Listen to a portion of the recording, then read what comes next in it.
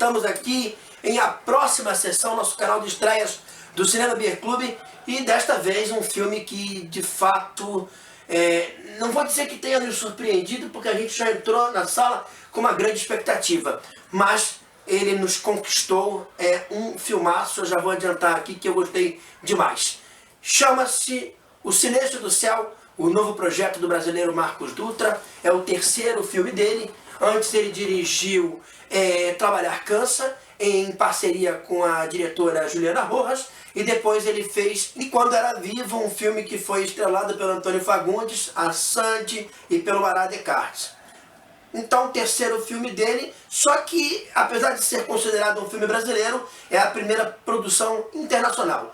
A produção é brasileira e chilena, mas a história toda é baseada num romance argentino que chama-se Era o Céu, do autor Sérgio Bisio, que é um dos três roteiristas desse filme, junto com a Lúcia Poenzo, uma cineasta e roteirista argentina, e com Caetano Gotardo, cineasta e roteirista brasileiro. Conta a seguinte história: é um casal, o Mário, interpretado pelo ator argentino Leonardo Sbaraglia, e a Diana, interpretada pela atriz brasileira Carolina Dickmann, uma personagem também brasileira. Eles vivem no Uruguai, são casados.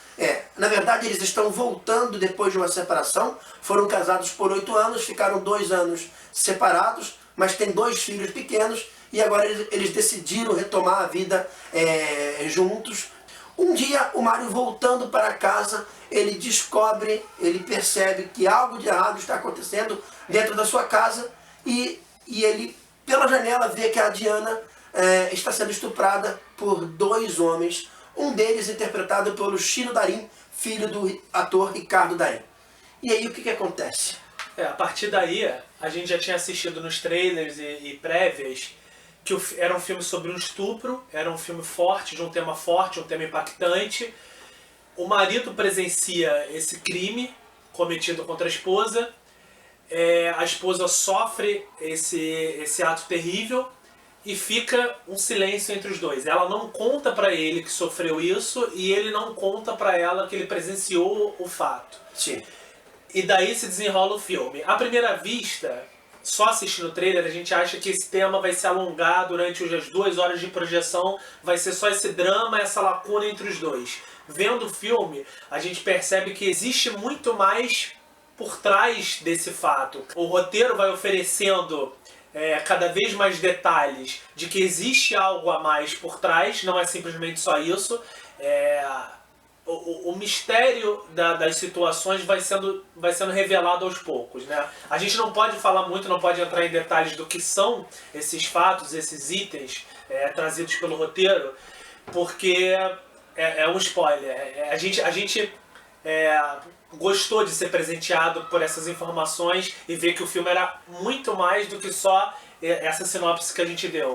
Vale dizer que enquanto há essa situação incômoda do silêncio que reina e aterroriza os dois, do Mário tentando fazer com que a Diana se abra e a Diana se fechando cada vez mais em relação àquilo que aconteceu com ela, ele, por outro lado, como ele presenciou o estupro e ele viu a cara dos 2 agressores, ele vai começar a investigar, vai tentar localizar essas pessoas. E com isso o filme também toma um outro rumo. Não é só essa situação que o Pablo disse, ela não se estende ao longo de toda a película. A investigação por parte do Mário e aquela expectativa que cria-se em relação o que ele vai fazer se ele chegar até a esses 2 criminosos. Então, essa investigação feita por parte do protagonista, que toma muito tempo do filme, transforma o filme num suspense de mão cheia. Né? Tem certos momentos, como um colega nosso falou, uma panela de pressão. O filme é uma panela de pressão o tempo inteiro. Você fica esperando a coisa explodir. Até explodir.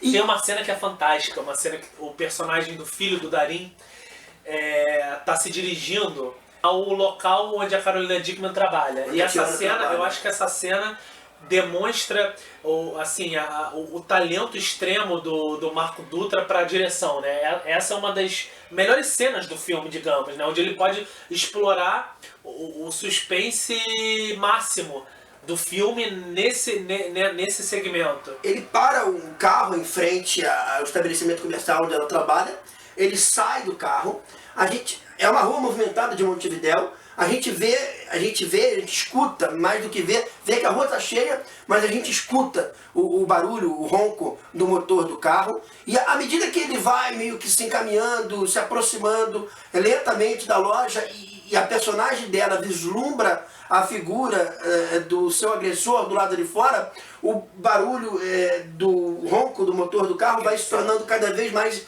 ensurdecedor. Mas ameaçador, né? E ameaçador. Desconfortável, né? Assim, ele vai aumentando o som, né? O som vai crescendo, a tensão vai crescendo. As atuações também são muito boas. A Carolina Dickman, quando bate os olhos nele, ela despenca na cadeira.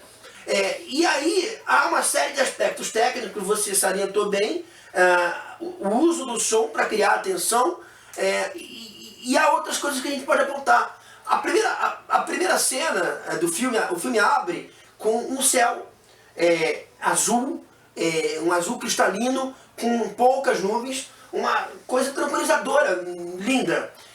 Em seguida corta para dentro da casa e a Diana, a Carolina Dickman, a personagem da Carolina Dickman, sendo estuprada pelos seus dois agressores.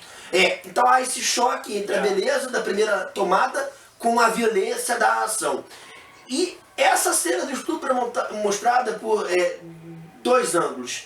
Primeiro, o ângulo da agredida. Eu até me perguntei ali, mas pela sinopse ele chega e presencia. E eu estou vendo tudo acontecer e ainda não notei a presença do personagem do Mário. Logo depois mostra a cena por um outro ângulo. O ângulo do Mário. O marido chegando em casa e vendo de fora o que acontece. Então foi uma decisão de direção brilhantemente tomada pelo Dutra. É uma decisão narrativa interessante e criativa, porque o que acontece? No livro, provavelmente, ou no roteiro, devia estar só narrando o fato do estupro, né? O estupro acontecendo e o marido assistindo. A escolha por mostrar dois ângulos diferentes, a perspectiva da mulher que sofreu o ataque e do marido incapaz de fazer algo, é muito inteligente, é muito interessante. Só que esse filme é bem mais vitaminado, porque os dois filmes anteriores dele, excelentes, são basicamente filmes de roteiro e atuação. É até uma coisa interessante, a gente se preocupava, houve aquele burburinho, aquela coisa chata com Wagner Moura em Narcos, que o espanhol dele não era bom. E a gente tinha a preocupação de se isso aconteceria com a Carolina Dickman. Pelo fato da personagem dela ser brasileira, isso não vai acontecer. Porque se alguém achar que o espanhol dela é ruim, é o espanhol de um brasileiro que vive em Montevidéu. E o filme tem trechos falados em português também, envolvendo a personagem dela e uma amiga. É mais de uma cena em que elas falam português. Então o filme tem trechos falados em português, não é só falado em espanhol. E um detalhe interessante também, frisando os quesitos técnicos que envolvem o filme, a direção de arte é muito boa, a fotografia é belíssima. Tem um momento, um dos agressores, ele nunca é filmado de frente, ele é sempre filmado de perfil. A única cena quando dá um close nele de frente, só aparece a silhueta dele, ele tá no escuro, na penumbra, você vê que tem alguém ali olhando pro protagonista, mas você só vê o contorno do rosto dele. Então acho que foi um cuidado que o Marco Dutra tomou para compor uma obra num tom artístico, digamos, né? São pitadas que ele dá ao longo do filme que não é uma narrativa tradicional, ele acrescenta momentos artísticos, né? Pitadas de direção de arte, de fotografia, para compor uma obra bela, né? A gente não vê só uma história impactante, a gente vê que tem uma qualidade técnica acima do comum. E muitos vão comparar, como compararam ao cinema argentino, ao cinema de Almodóvar. Ele tem pitadas de tudo, ele parece um pouco uma coisa, parece um pouco outra, mas ele tem a assinatura do Marco Dutra. É um filme brasileiro, é um filme com cara de cinema latino, mas tem a assinatura do diretor brasileiro. E além disso, a gente recomenda muito esse filme porque não é o que você está esperando. Vá ver que você vai se surpreender. Ele tem reviravoltas em cima de reviravoltas, ele não é um filme de respostas fáceis. E eu já antecipava a minha nota no início, dizendo que eu gostei muito, quer dizer, não dando a nota, mas dando a entender que a minha nota seria uma notaça. E olha, ele nesse momento está flertando com o pódio, com o primeiro lugar do pódio no meu ranking pessoal.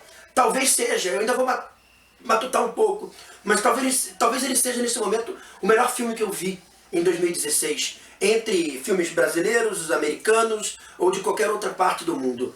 Pablo, vamos dar as notas? Vamos. Você começa. Eu começo. Bom, eu tava aqui pensando sobre o filme enquanto você estava falando, eu estava disposto a dar uma nota 9 pro filme, mas eu vou subir um ponto, vou dar nota 10. Eu acho que é o meu primeiro nota 10 nesse programa, porque realmente é um filme, o final do filme é a cereja no bolo, é perfeito. Então nota 10, 10 canecas de cerveja.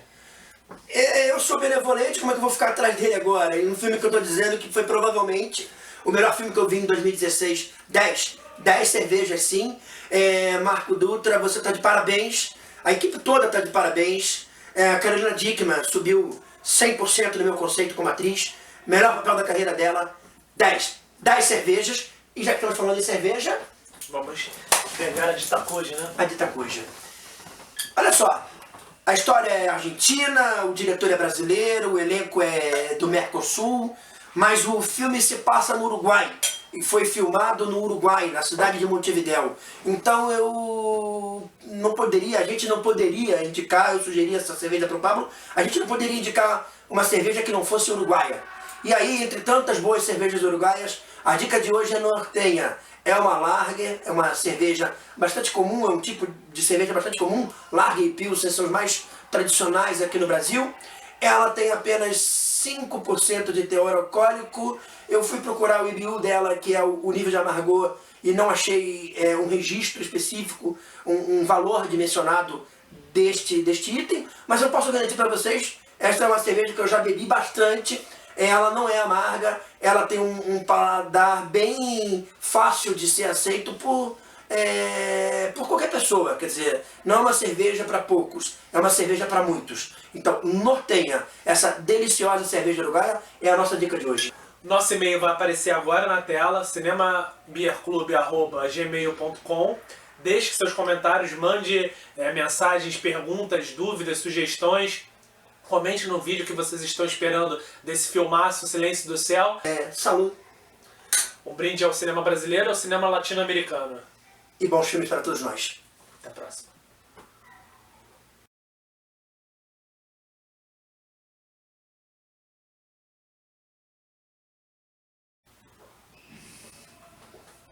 Não subiu o e-mail. Vamos falar agora.